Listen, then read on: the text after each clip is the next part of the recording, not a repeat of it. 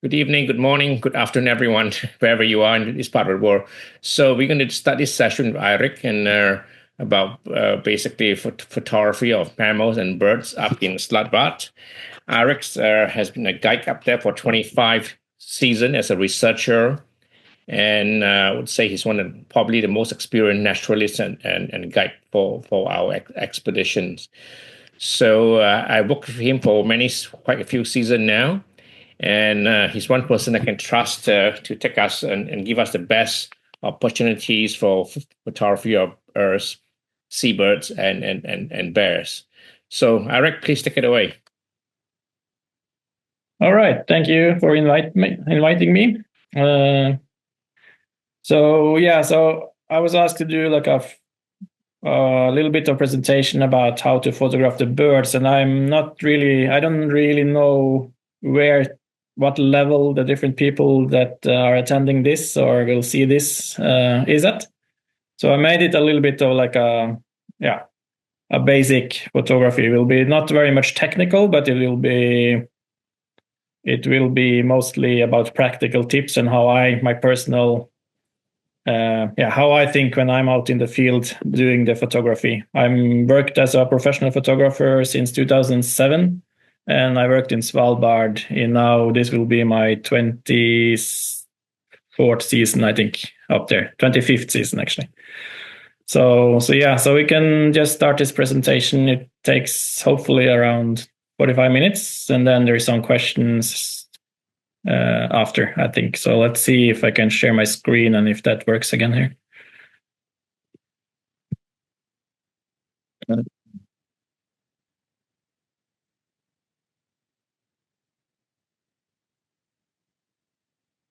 All right. Do you see this now? Yep, not yet. Yeah. Okay.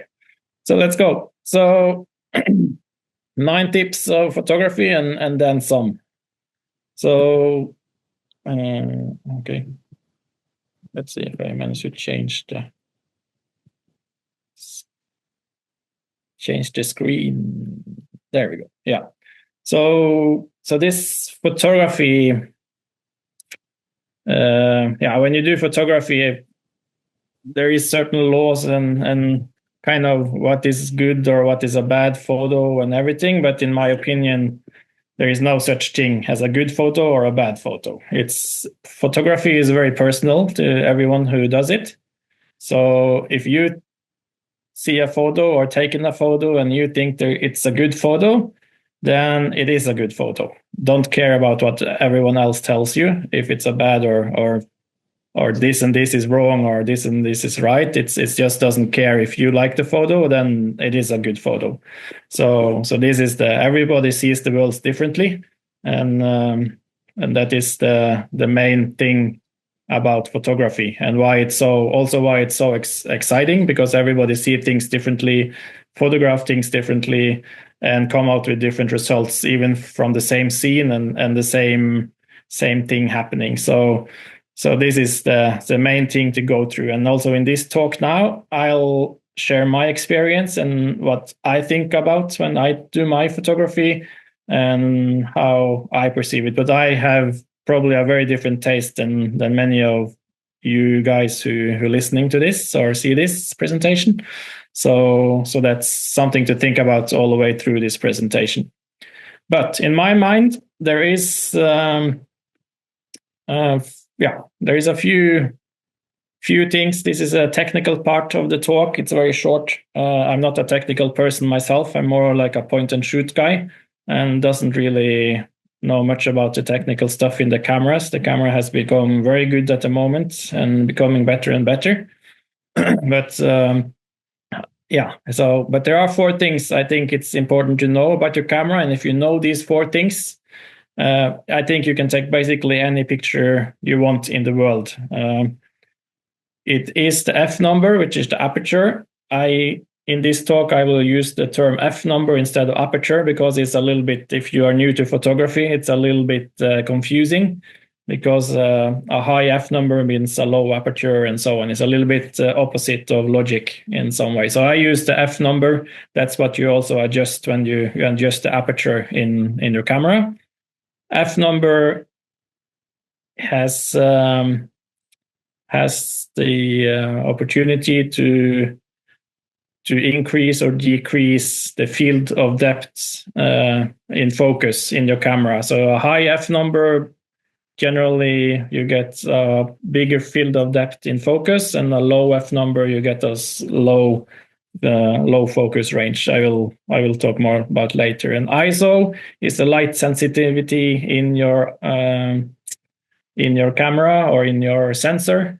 Before, when back in the film days, it was a very sensitive thing. You shouldn't go above 400 and like especially never above 800. It was like a really big deal with the ISO. Nowadays, with the new cameras, they have become so good that you can easily shoot 6,400 or even 12,800 ISO without any problems, mostly as long as you expose correctly. If you do the wrong exposure, then ISO will start cluttering or grains in your picture will start to turn up. So generally a high ISO, you get a bigger chance of getting a grainy picture. Low ISO, you get a more smoother picture. I will show this later. Shutter speed, high shutter speed you use to freeze the frame, basically, to freeze the moment. Slow shutter speed, then you get more chance of a blurry picture. But again, shutter speed is also affected by the amount of light available. So with lots of light, you can use how fast shutter speed you want, but with the low light, you struggle to use a fast shutter speed. Underexposure, as long as you shoot this semi-automatic, then you need also to know about this one, because that's where you can force your camera to either overexpose or underexpose. And in your camera, this is with the EV button. So EV plus minus. So plus you overexpose a little bit, and minus you underexpose. This is only you only need to know about this if you shoot semi-automatic, so aperture priority or shutter speed priority. If you shoot manual, then you adjust the shutter speed and the f number yourself, and then you don't really need to use the underexposure button at all. So if you know about these things and how they interact with each other, then you can take basically whatever picture you want in the world. And then, of course, a lot of you guys probably will be underwater photographers as well. So then you also need to add a little bit knowledge about flash photography. But I will not talk so much about that in this talk. This is mostly for above and for birds. There's a few birds diving, but in the water, but they're usually shallow divers, and you don't need normally flash to photograph them. But anyway, let's go. So here it's the f number.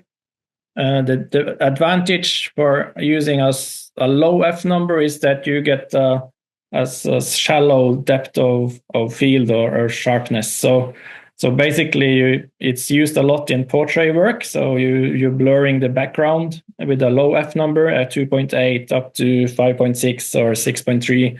Then you get a nice blurry background, and the subject that you are photographing is much more standing out in the picture. So it's much more easy to see the subject properly. For birds and for wildlife, it's very nice because you get this nice blurry effect in the background, like on this hooded gull here in flight. I used, I think, f number of 2.8 in this one, and then the whole of the background is blurred out. Opposite is, for instance, landscape photography. If you do that, or you want to have everything sharp in your picture from the very foreground towards the end, then you basically use a high f number. Typically for landscapes is f13, 11, f11 upwards maybe. Then you will get everything sharp in the picture. Focus a bit like 1/3 into the picture, and then most of everything in the picture will be sharp if you use f number more than f13 or above. So, but the disadvantage using a large f number is that you get very low light into your frame. So that means that is a trade-off that will affect your shutter speed. because less light into the lens will mean that the shutter speed goes down, and with a slow shutter speed, it means a bigger chance of a blurry picture. So this is the trade-off with a low and using a high f number and a low f number, low f number and a high f number. So yeah, to compensate, if you're using a high f number and you still want to have light into your picture, to compensate, you can turn up your ISO. So with a higher ISO, you bring more light into the lens, which means that you can keep your shutter speed fast. But then again, with a high ISO, had the trade-off of maybe getting some grain in the picture. I'm not sure if I'll try something here. No, it doesn't work. Yeah. So the trade-off is then if you use a very high f number, you would get a very, very grainy picture. I'm not sure how can I see. Yeah, here you can zoom in. So here you can see it's not super sharp, and it's also quite grainy, and that's because I'm used a very high ISO in this picture. This is a barn owl that just coming out of its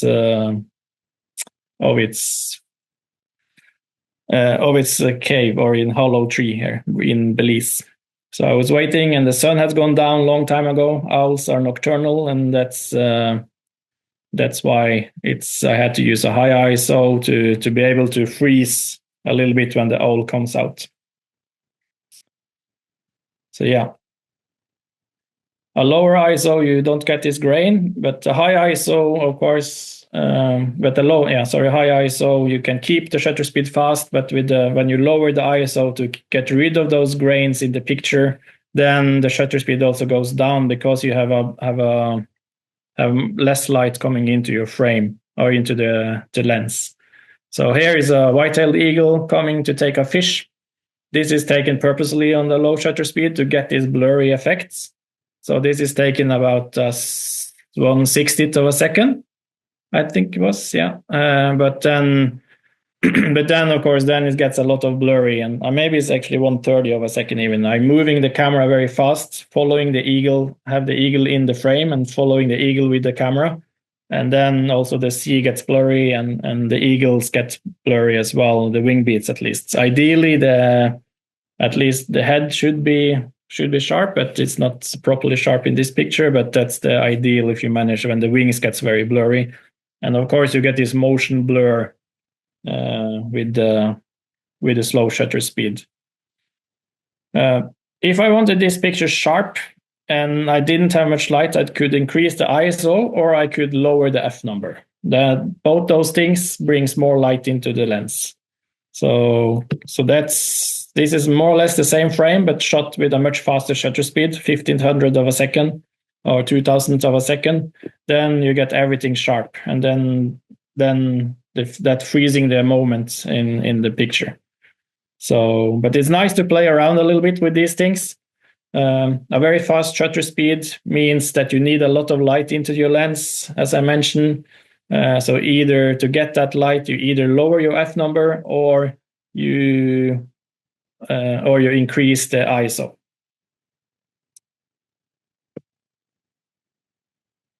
Black and white birds. You have penguins in Antarctica. In Svalbard, we will have a lot of the auk species, different auk species, the brindle guillemot and the black guillemot, little auks, puffins maybe, if you're lucky. And they are similar to penguins or this cormorant as well, that is in black and white. So it's black on top and white in the body, most of them. So that creates some very challenging situation for photography or for photographers, because you want to have details both in the white and you want to have details in the black. You don't want the wings to be all black and then you have a white body. The way you can compensate a little bit in this is difficult when you have a bird in flight that comes very fast, but in general you can compensate from what the cameras want to shoot. You can compensate to using this EV plus minus. So you overexpose or you underexpose.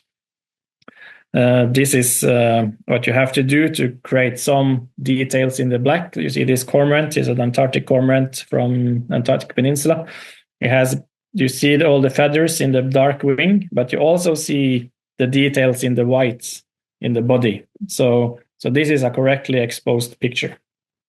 With a polar bear, if you're lucky to get polar bears up in the ice or in close up in the ice, it's a very common thing to kind of underexpose a little bit so that the eyes and the nose of the bear gets all black. But you also want to have details, to see details in the eyes and the nose of the polar bear. So you have to think about those things. It's very difficult when you have these black and white subjects to actually to expose correctly for that. Yeah, I skip this one. This one is a free version of you can download it yourself on the internet.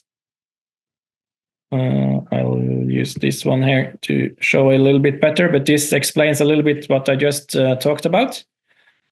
So here you get the high F number.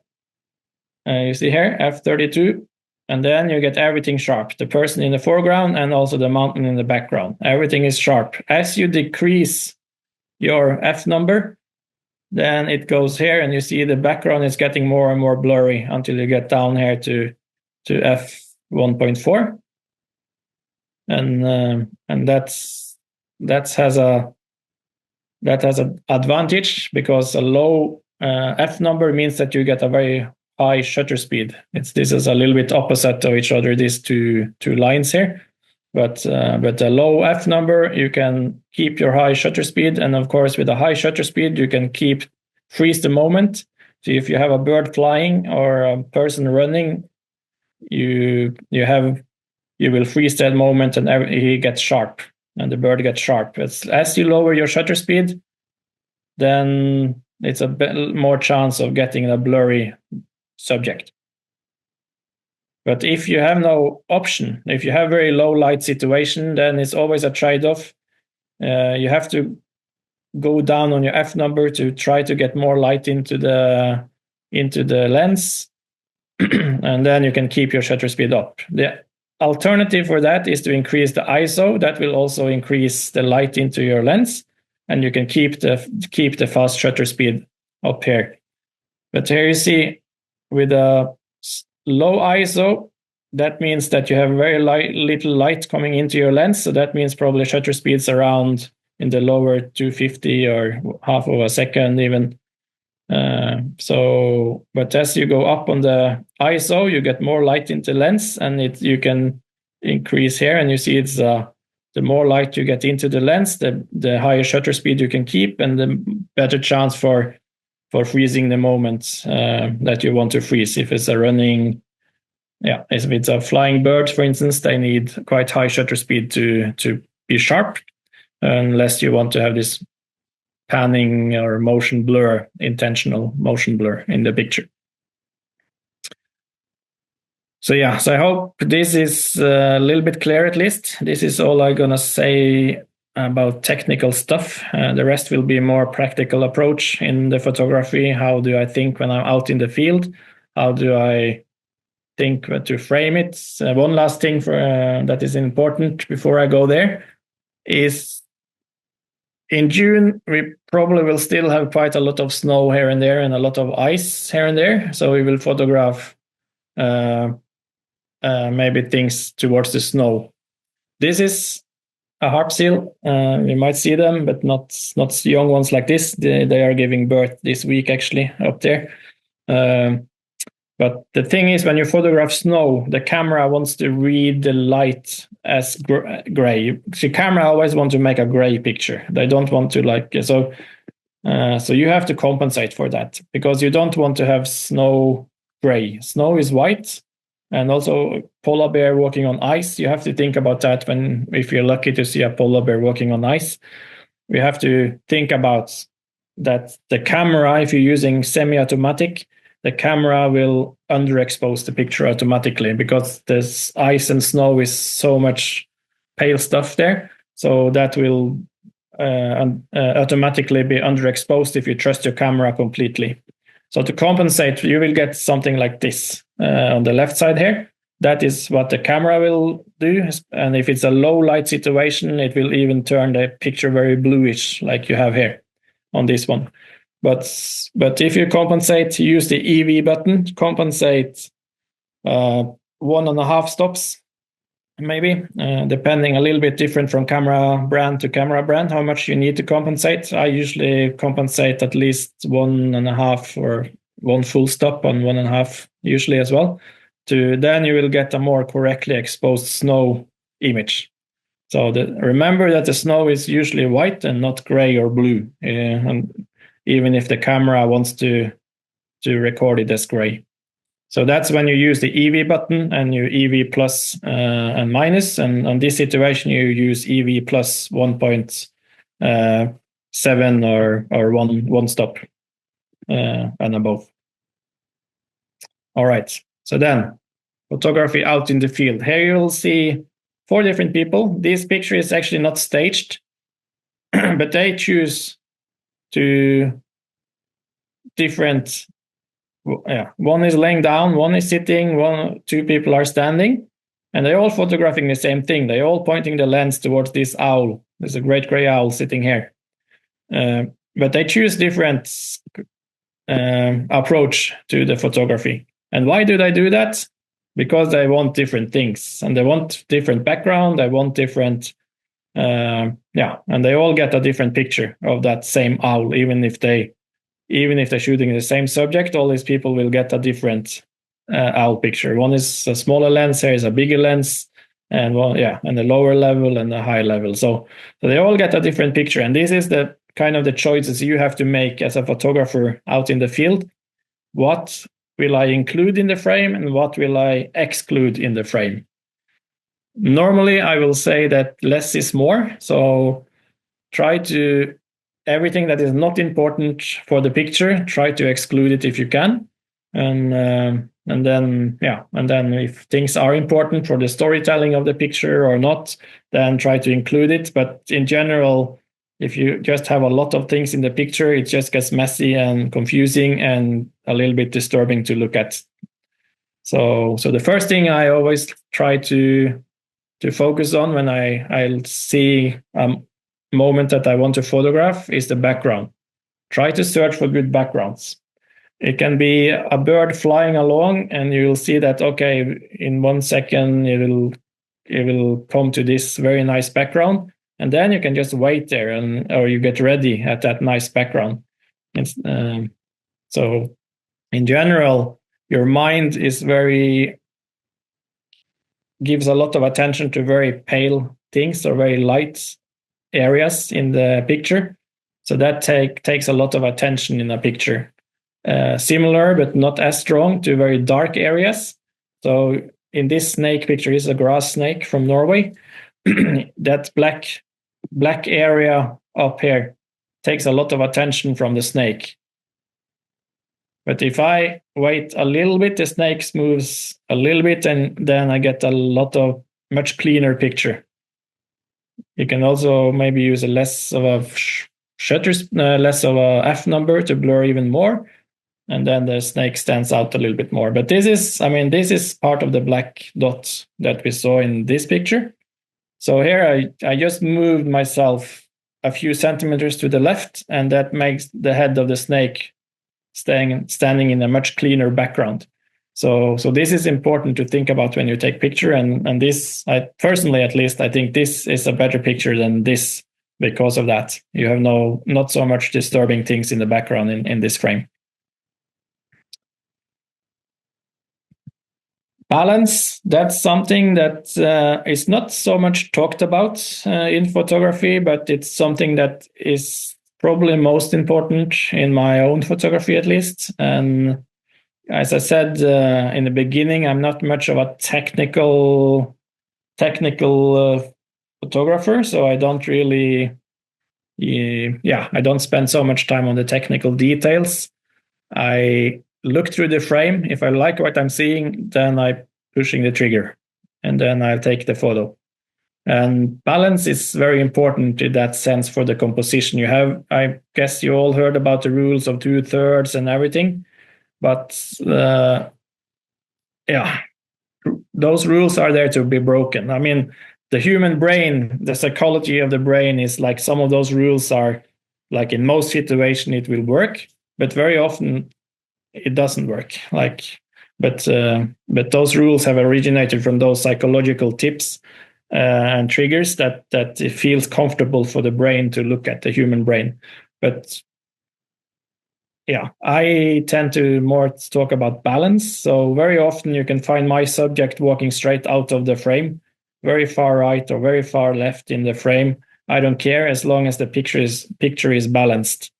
Like this picture, the polar bear sleeping here would be very skewed to the left if it wasn't for the birds flying, the Arctic tern coming in here in the right of the frame. So that gives a more balance. Even the tern is much smaller than the polar bear, but because the tern is by itself up in the air, it kind of counterbalance the polar bear a little bit. So the whole picture is more level, not kind of skewed down towards this place, but it's more level in a straight line here. See them, try to look at them as weights. So if you put a lot of weight in the left part of the picture will drop down towards left. If you put a lot of weight on the right part, the picture will drop down to the right. But when you look at the picture, you want to have a straight line. You want to have the similar weights on both sides of the picture. And that is something I use a lot when I compose my own pictures. And I found it very useful. You have to counterbalance. If you have something very heavy on one side, you have to counterbalance it with something on the left side or the other side to make the picture level. Same goes here. I mean, this polar bear and the snow here is very heavy, dark down here. But then, because we have birds flying up this is Brünnick guillemots coming into the frame here, it means that gives more of a level, more comfortable situation to look at. So if not, you would always look down in the picture, because the human brain all the attention would be down there. But because the birds are flying in, you will have a more balanced mind and looking at the picture a little bit balanced way. Here also some silky sharks from Cuba with Michael O. Here we have this big fin here, takes a lot of attention. And imagine if only this was the only shark in the picture. Then it will be very skewed to the left in this direction.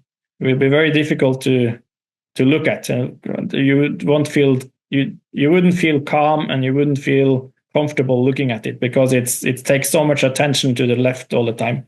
But because you have this very light area up here with the sun coming through, and you have also the shark here and the shark there, you get this nice triangle and in the frame, and that also means it feels more balanced looking at it.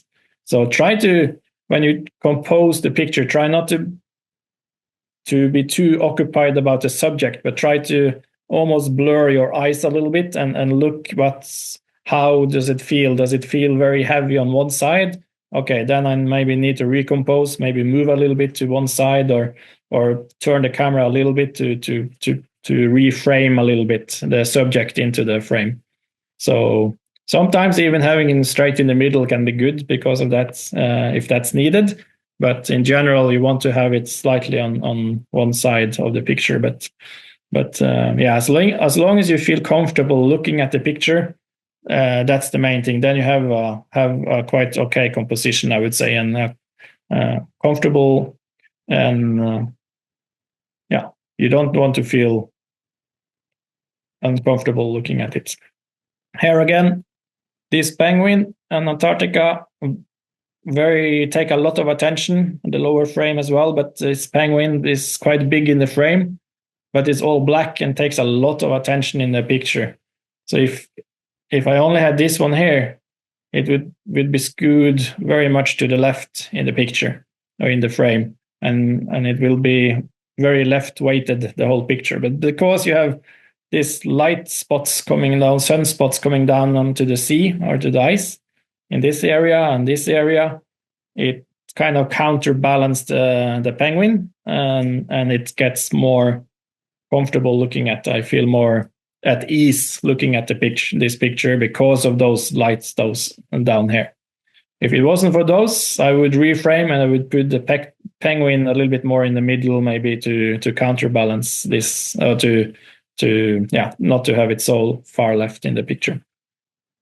So this is very important. Thinking compositions, think about balance. And I don't hear many other photographers looking at it, but just try to think yourself when you're looking at a photograph, or what makes you like that photograph that you're looking at.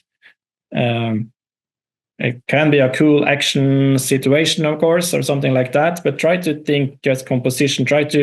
Don't think if it's a lion or if it's a polar bear or if it's a penguin or if it's a other cool animal, just a shark or whatever. Try to just think what those subjects as building bricks basically in your picture, and try to think like, why did I compose it like this? Why do I like this? Or why do I like this picture that I look at? Why does it feel comfortable or beautiful to look at?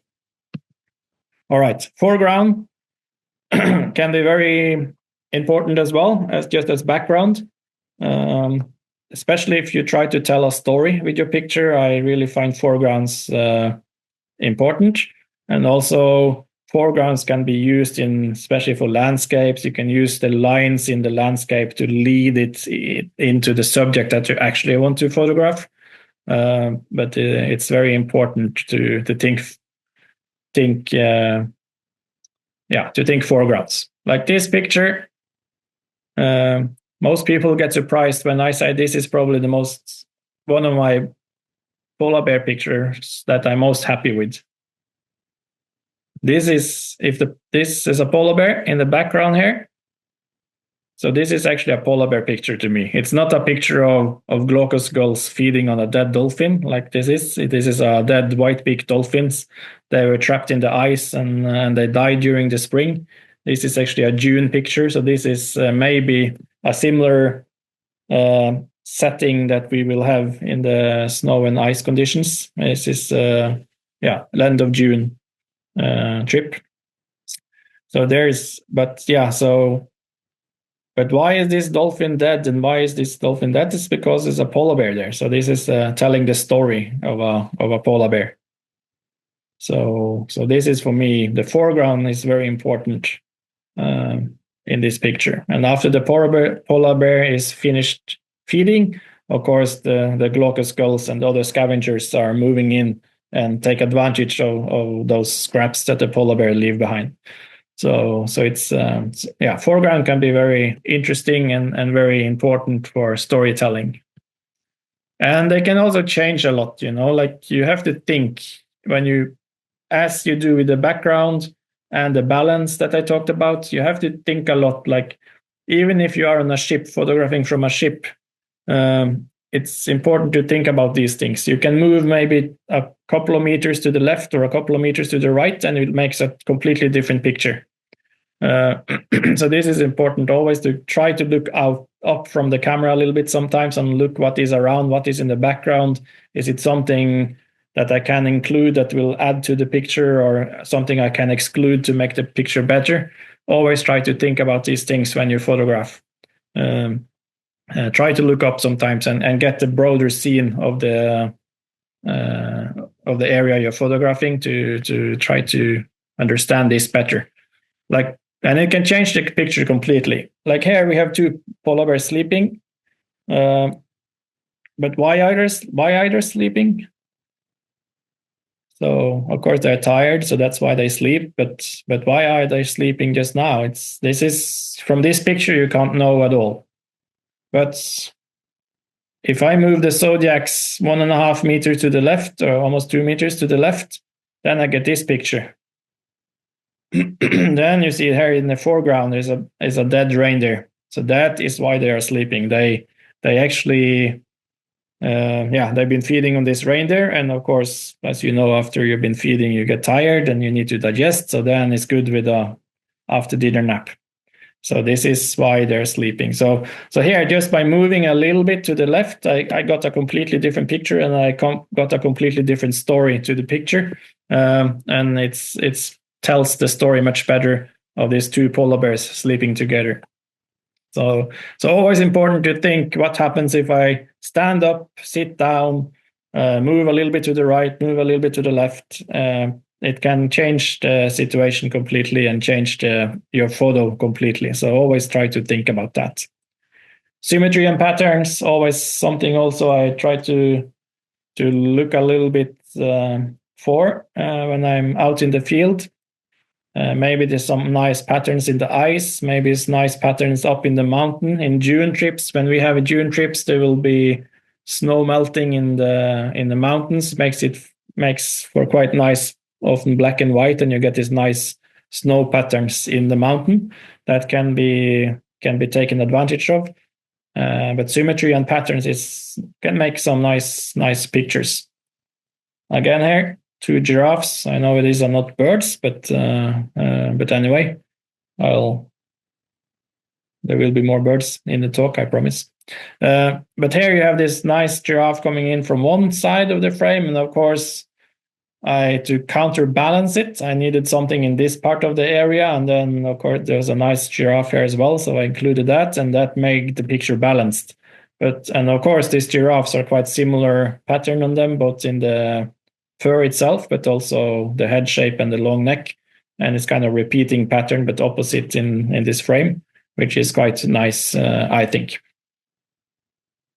I mean, everything I say now is not rules or not carved in stone, but it's just my opinion and my personal opinion, my personal experience with my photography. Maybe you that listen or see this have a completely different understanding of photography and different tastes and everything, and really hates what I'm saying, but yeah, photography is personal, and everything I say is just my personal opinion. So take it as tips and advice, and test it out, try it.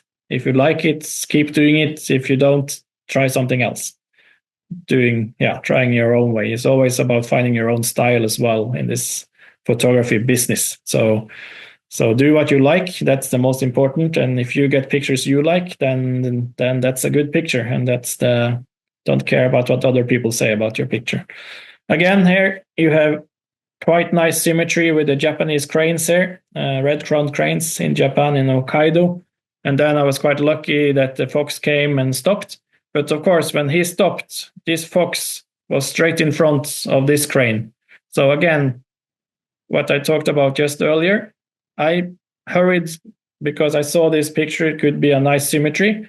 So I hurried going towards the towards the right, and made the fox appear in the middle of these cranes. And then I got this nice symmetry, nice triangle. Triangles is something that the human brain likes. So if you get this triangle shape, then it often helps with feeling comfortable looking at the picture. But because I moved a couple of meters to the right in this frame, then I got a fox in the middle, smack in the middle between the cranes, and I could get this picture. If not, it would be a fox here and a crane just behind it, and the other crane a little bit where it stands, but nothing in the middle, and it would feel a very heavy towards the right. So again, seeing the frames, understanding what is about to happen, and move yourself a little bit to the left or right or up and down can make a huge difference in the picture. Everybody loves the peacock feathers. I do as well, but also most people see them from the front. But to me, when I saw this happening in front of my car, then I found this was a very interesting picture as well, because you have all this symmetrical shape of the feather shafts of the peacock, and you get this nice symmetry in the picture, and a nice pattern as well with all these shafts of the feather. So very nice situation. And again, look for these things when you're out there. Patterns happens everywhere. Can be big patterns, can be small patterns. And repeating things. There's a fox sleeping on the staircase. Of course, I could zoom in on this one and take a fox picture like this, but that wouldn't be so interesting, I think. So instead, I zoomed out and took the picture. Took a picture like this, and got this picture, and I like this very much. So yeah, you looking for patterns again, nice patterns with the fox sleeping on the staircase here. Here you have penguins, and what makes this picture interesting, because you have more or less even space between the penguins. These are king penguins in South Georgia on snow.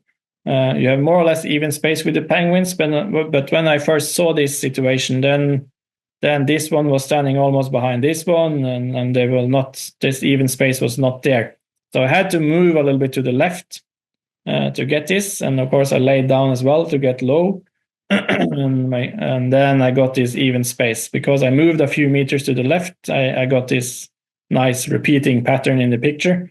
And of course, here is also nice with one of the penguins looking the other way. It makes a nice contrast in the picture. Then everybody look the same way. So again, look up sometimes, see what happens. Try move a little bit left, right, and see if that changes anything in your picture. Can be very worth it. Backlit, something I love to do. Is every time I'm doing a lot of photography guiding in Svalbard, and very often the guests get a little bit annoyed with us in the beginning when we have a polar bear in front of us and we move so you get the sun straight into the camera, or you have a nice bird sitting on a rock or something. Then we move so we get the sun straight into the lens. Lots of people doesn't understand it. Especially if you're American, I would say it's a little different style there. They like more this kind of picture. Of course, if I would show what a blue throat looks like, then I will show this picture. If I will have a more artistic picture, then I'll show this picture. And if so it's different options always. There's soft light, low evening sun. You show where, and you get all the details in the fur or in the feather of the bird. You can use have the sun behind you, and that will be a nice picture that shows what the bird looked like, but not much else. And then if you have the sun against you, you will get some nice light coming through the wings. You can get these backlit frames you have, and then you get these flowers, or you get this rim light of the bird, and also in the flowers and the plant here. These two pictures are taken about 10 seconds apart. So I was on a road in the middle, and then the bird was sitting on the left side of the car. I was in the car at the moment.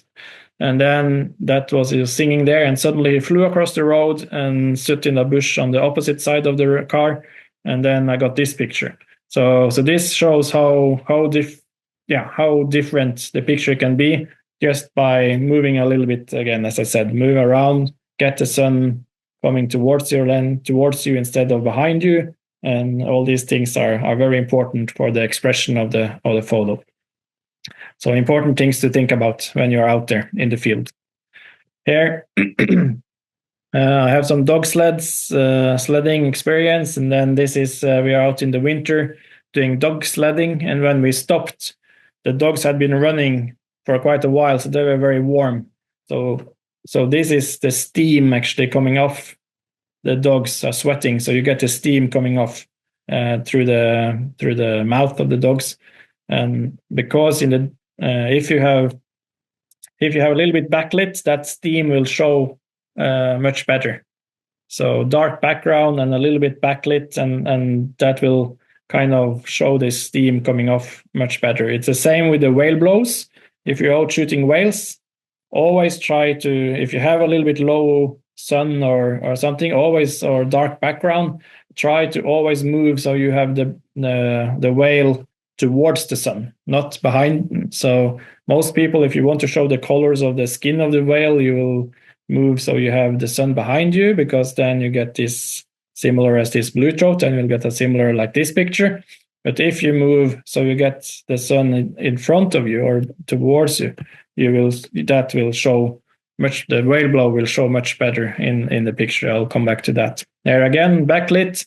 You get the rim light around the penguin here, makes a little bit more life, brings a bit more life into the picture, I think. So I like the backlit stuff.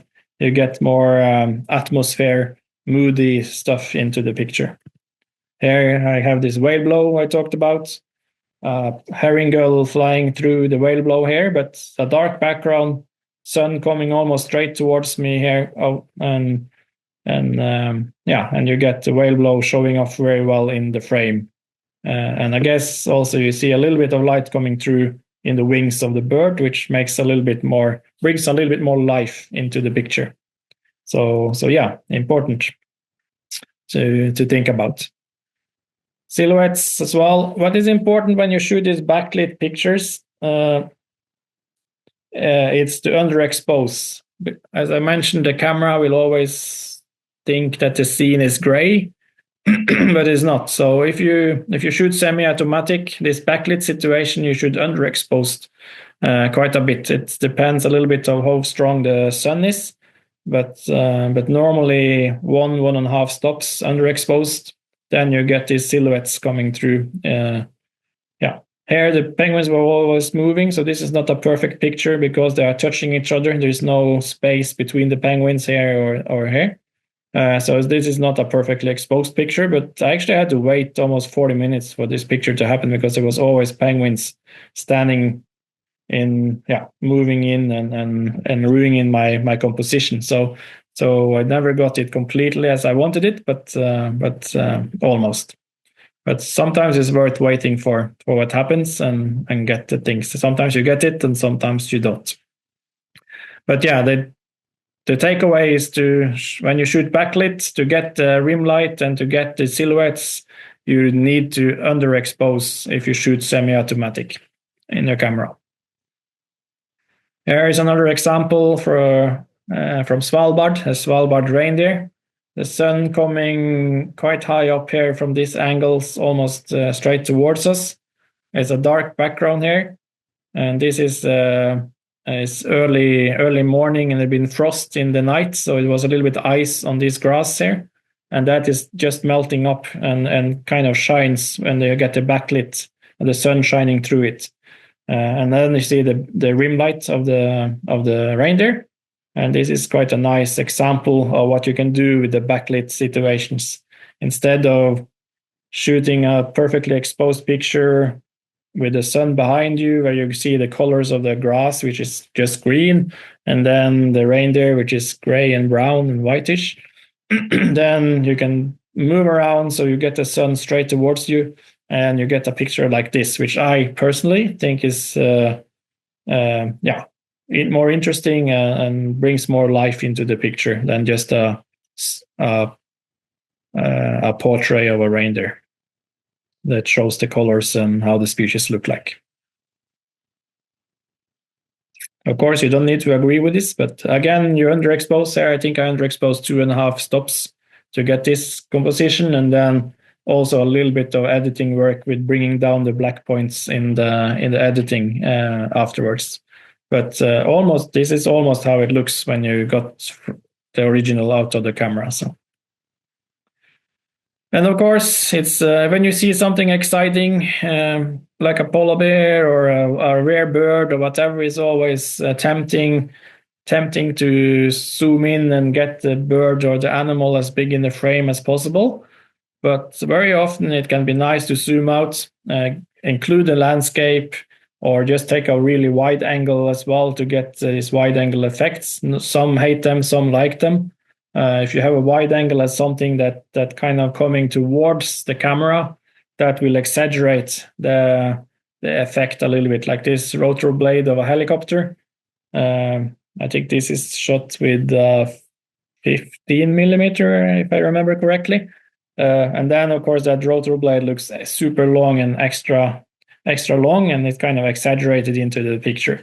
Some people like this effect and some others don't, but I tend to use it sometimes. Kind of gets a little bit dramatic effect in the picture.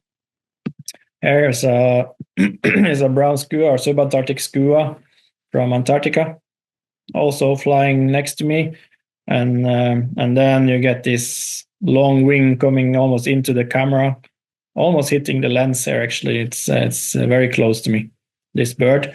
And the advantage, of course, with zooming out, you including the landscape as well. So you show a little bit more of where it lives, where this bird lives, how it's, what conditions are there when you shoot it, and you have a nice sky there, which brings out a little bit adds a little bit to the frame. Here I used a little bit of flash as well, but that's not the main point here. But that dramatic effect using a very wide angle, that you exaggerating and getting this dramatic effect into your camera can be used sometimes if you like it. Here is more. It's not really a wide angle. This is just a. Well, I can't remember if it's around 50 millimeter or 100 millimeter, something like that, 70 millimeter maybe. I used in this picture to include the landscapes. This is in Svalbard, these little walks coming into a colony. And as you see in Svalbard, we have amazing landscapes up in Svalbard. So try to remember this when you are out on the trip there. Try to include the landscapes in the pictures. Try to take photos with animals in landscapes, birds in landscapes. This is what Svalbard is really about for me personally. Of course, the animals and the wildlife are exciting in its own sense, but to put them in this amazing landscape that we have in Svalbard, it's really worth it if you look out sometimes, zoom out sometimes, and do this birds in landscapes or animal in landscape shots. It shows a little bit more of where the animal live or where the bird is living, and it adds a lot to a portfolio. At least you shouldn't only come home with close-ups of a bird or an animal. You should also have some of these birds in landscape or birds or wildlife in landscape. So important to think about, not to be too occupied, just always choosing the biggest lens you have. But something like in Svalbard, something like 70 200 or 100 to 400 lens is actually a perfect lens in Svalbard, in my opinion. Then you have the choice to zoom in if you want like the portrait stuff, or you can zoom out shooting at a 70 millimeter or 100 millimeter if you want to include more of the landscape. So that's very good to think about when you're up in Svalbard, and also when you're thinking about which lenses to pack in your bag. Bring a little bit of everything so you have the choice to do what you want. Also, sometimes it's a little bit boring and not much happening, but then suddenly you have a little bit of backlit situation and you have quite dramatic skies and clouds. I tend to look for that a lot. I try to include it if it's worth it. Like here, the cranes were standing in a field, so the field itself is very boring. It's just flat grass, not much happening. But because you had this thunderstorm coming in the background, this is from Sweden, southern Sweden, Hornborgasjön, which is a place where the cranes gather on migration before they go disperse into the breeding areas in Scandinavia. So I went there, and then you had these cranes walking on the ridge of the hill, and I saw these amazing clouds forming in the background. So that was worth including, and that is actually the main part of this picture is the clouds, not really the birds, but of course the birds adds to it as well. But instead of having the birds up here and then only the grass in the lower part of the picture, it's a much more interesting frame to put the birds way down in the picture and include as much of the clouds and sky as possible, I think. Here in Namibia, in Etosha, is some zebras walking. Some not very interesting bush in the for the picture wise, I think, in the foreground. So instead of putting the zebras 2/3 up or 1/3 up, like you should according to the photography rules, I try to put them as low as possible to include as much of the sky and clouds as possible. To me, that adds to be a much more interesting picture than just having them, normally framed, if that's the word for it. I don't know.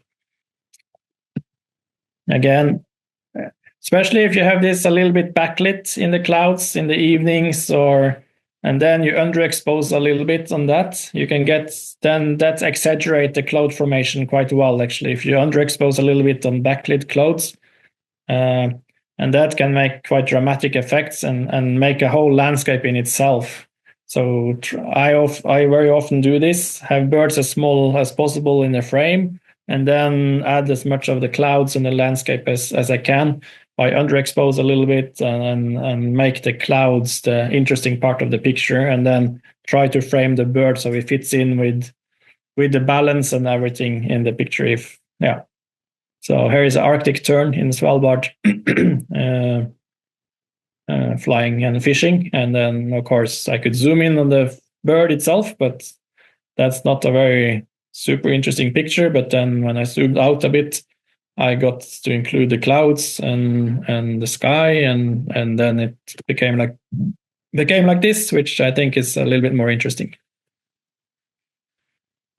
Here again, fur seal from Georgia. The fur seal came running up from the sea, and then he stopped in front of me. And this is maybe not a perfectly balanced picture. It helps a little bit. You have a very heavy seal here, and then you have the mountains here to counterbalance it. But then you also have the clouds up here, which is also very heavy to the left. So this picture is a little bit unbalanced, I think. It's a little bit too left weighted. I could have moved a little bit or framed the seal a little bit differently, but the reason I framed it like this is because straight behind the seal here is our ship. So our expedition ship that we used. So I didn't want to include the ship in the frame because that would ruin the scene a little bit for me.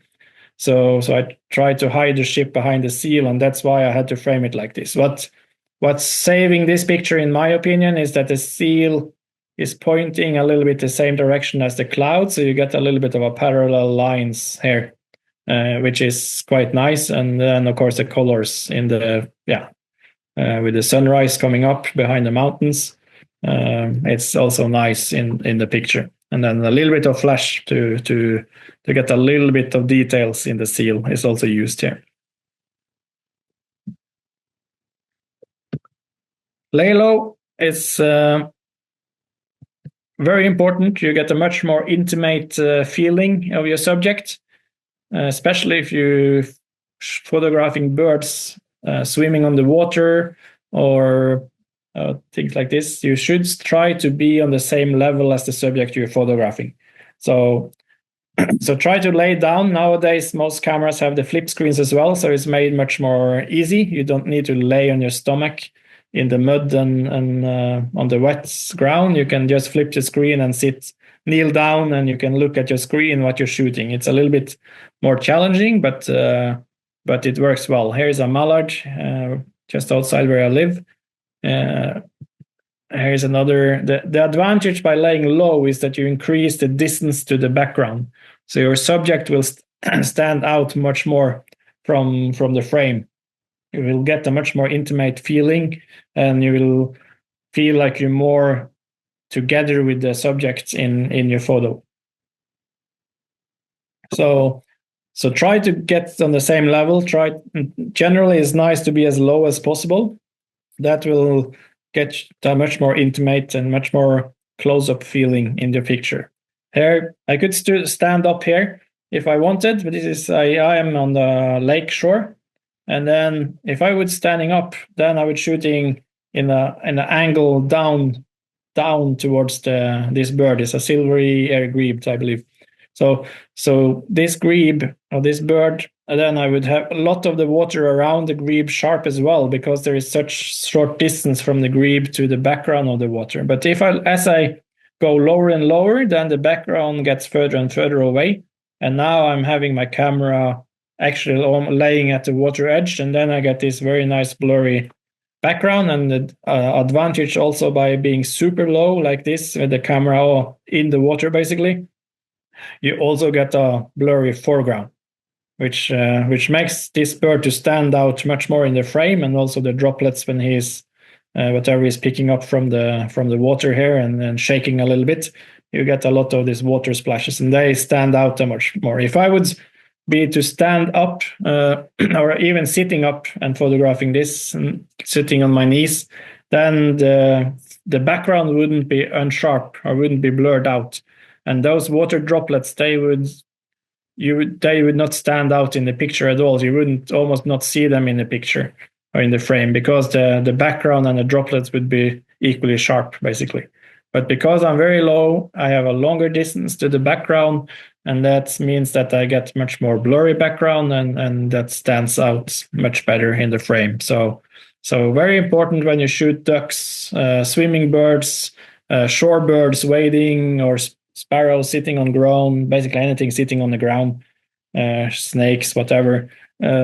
Try to be as low as possible, and it makes a huge difference by kneeling down and shooting and putting your camera basically on the ground. It makes a huge difference in how the picture will look and how the frame will look. So personally, I always try to keep it low as possible. When we're up in Svalbard, you might see me sometimes use my flip screen and hang out on this over the side of the small Zodiac we're using to get around, and to get the camera as low as possible to the closest one possible to the water, and shooting. If you have seals on ice or birds swimming next to the Zodiac or whatever, it's a very useful technique to enhance the pictures a lot and get the birds standing out much more better. The last thing I will talk about is scale. So try to use the scale, like in Svalbard. In Svalbard, there will be a lot of big mountains. We don't have the super large icebergs in Svalbard, but we do have some nice icebergs, nice colors, and nice frame. But we have big glacier fronts. We do have a lot of in Svalbard. And scale, it's difficult to get a sense of the size of all these things, to get a sense of the size of the landscape. So that is a little bit of a challenge when you're photographing in these landscapes. These icebergs, just by looking at this picture, you will have no idea how big this iceberg is. I can tell you, we passed this ice. This is down in Antarctica again, Southern Ocean, and we passed these icebergs and we measured it with the ship radar, and we estimated it to be around 70 meters tall, which is impossible to see by looking at this picture. But if I put something in there that you can relate to, then it will be much more interesting for you to look at. So this is not the same icebergs, but just for an example, here in Greenland, I put a Zodiac in the frame. So you know, by looking at this, you know this is people and small boats. So your mind is automatically thinking like, you know, the size of the Zodiac, and then automatically you know the size of this iceberg, these massive icebergs in Bjørneø in Scoresbysund, East Greenland. And this, like, also what I need to tell her, this Zodiac is almost 400 meters away from the iceberg, so they are actually at a safe distance. But when I'm shooting with a zoom lens or telelens, then of course they look much closer than they are. But getting something like this, a small thing that is familiar to the human brain, into the landscape, it can be also a bird flying. Like here is a petrel down in Antarctica flying in front of the iceberg, and that makes you understand how big and massive this iceberg is. So trying to put birds into something familiar for the human brain so you can actually understand the size of things.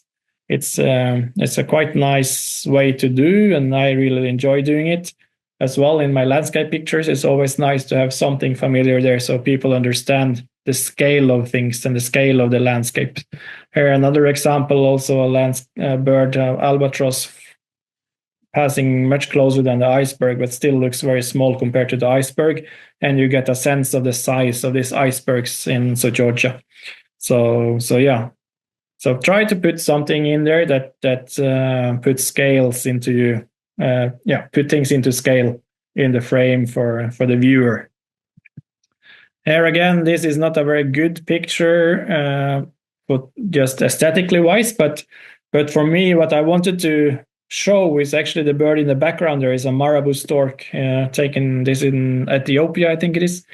But the marabou stork is the bird in the world with the heaviest and biggest bill or beak in the world. And I wanted to show that and to make people understand how big this bill actually is. I wanted to, then I put a bird with a very small bill and thin bill in the front, because then you understand the size and massiveness of this actually bill of this marabou stork. So this is, so put familiar things in the foreground or background to put things into scale can be very, very effective in a photograph.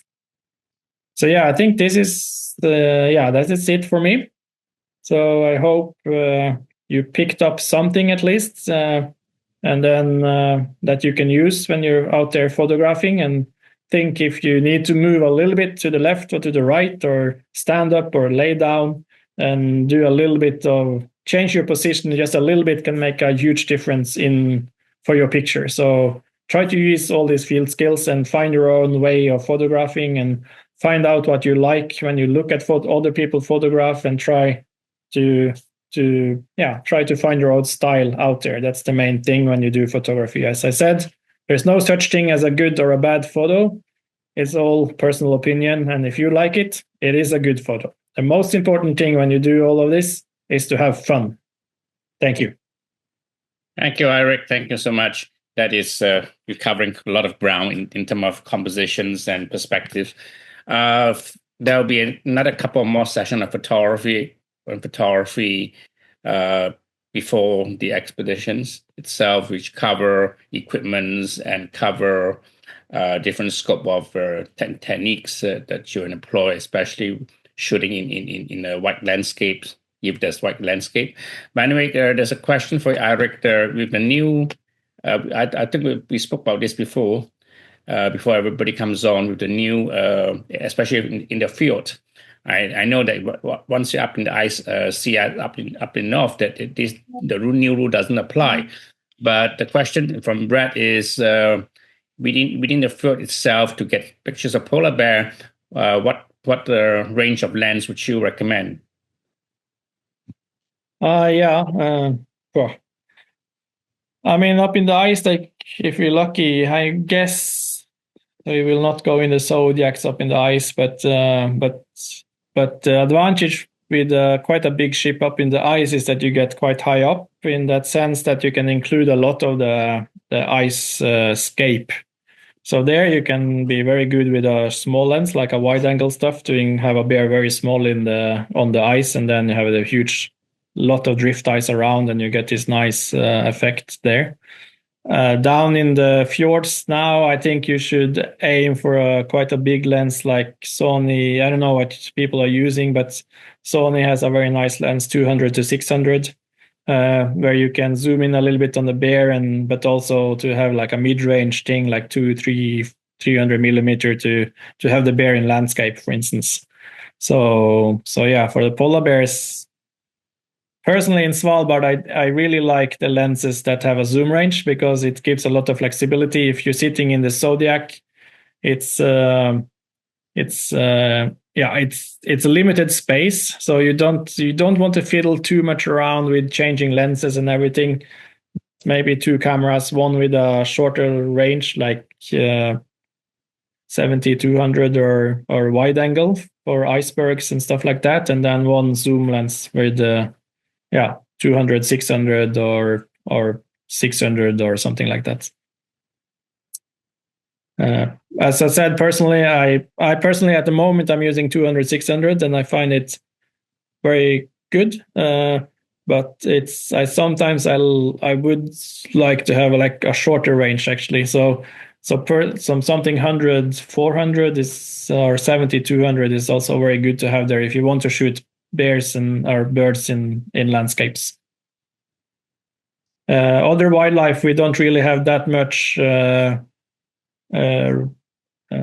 distance regulation on.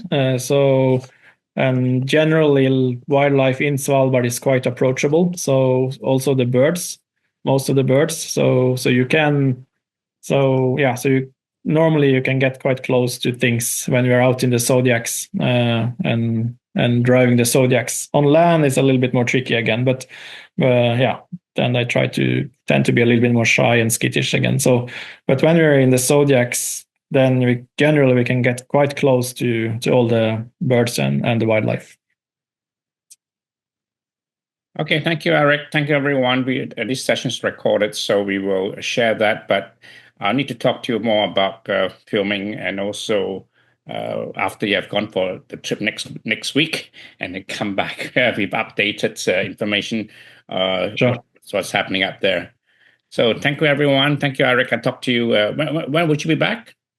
Back at 15th April, I think, 16th April. Right. Let's connect again. Thank you so much. Sure. All right. Thank you. Bye. Bye-bye. Bye.